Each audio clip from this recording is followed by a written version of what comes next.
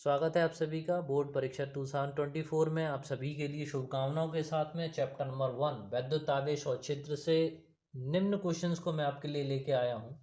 तो इन क्वेश्चन में नंबर पहला पॉइंट जो मैं आपको दे रहा हूं एप्सिलॉन नॉट। ठीक है, एप्सिलॉन नॉट जिसे वैद्युशीलता कहते हैं, निर्वात की वैद्युशीलता, इसका मात्रक, मान और विमीय सूत्र कई बार बोर्ड परीक्षा में पूछा गया, तो इस क्वेश्चन को आप जरूर करके जाइएगा। इसके बाद में वैद्युत द्विध्रुव यानी इलेक्ट्रिक डाइपोल का नंबर आता है, उसमें भी परिभाषा, डेफिनेशन, इसका जो एग्जाम्पल है जैसे HCl है, H के ऊपर प्लस Cl के ऊपर माइनस, इलेक्ट्रिक डाइपोल की तरह बिहेवियर करता है, इसकी परिभाषा, मात्रक और विमीय सूत्र। इसी तरह से वैद्युत स्थितिज ऊर्जा, इलेक्ट्रिक पोटेंशियल एनर्जी के बारे में, जब भी दो चार्जेस हैं आपके पास या दूर ले जाने में जो वर्क डन होता है, वही वर्क डन आपका इलेक्ट्रिक पोटेंशियल एनर्जी कहलाती है, इसका मान और डायमेंशंस। सेकंड जो क्वेश्चन मैं रखना चाहूँगी, ये आपके शॉर्ट में आएंगे भाई, ठीक है ना। विद्युत फ्लक्स पर अगर आप आते हैं, विद्युत फ्लक्स में इसकी परिभाषा फाई इक्वल्स टू आपका E vector dot A vector. इसके बारे में पूरी रिसर्च करके जाइएगा, पूरी इसकी डेफिनेशन, डेफिनेटली आपको इसके ऊपर न्यूमेरिकल्स भी मिल सकता है और आपसे इसके ऊपर डेफिनेशन भी आपकी आ सकती है।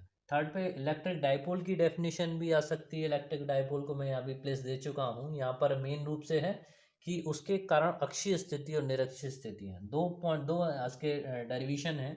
अक्षीय स्थिति में वही है कि E प्रोपोर्शनल 2p/r की पावर 3 आता है, या P is Q into 2L।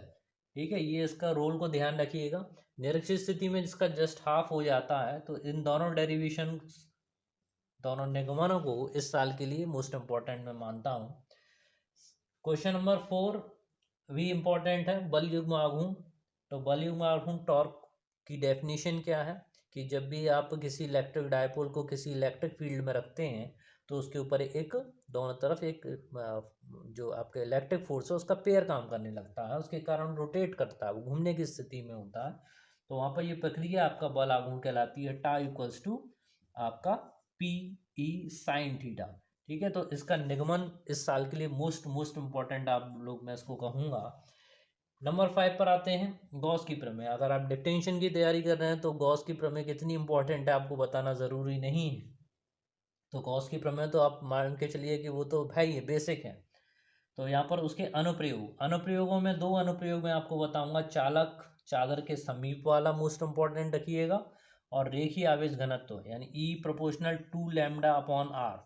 ठीक है, ये वाला जो डेरिवेशन है ये इस साल के लिए मोस्ट इंपॉर्टेंट है, क्योंकि पिछले एक दो साल से ये आपके पास में नहीं आया है। तो ये क्वेश्चंस पहले चैप्टर के लिए करके जाने, इसके अलावा आप जितना कर पाए उतना कर सकें।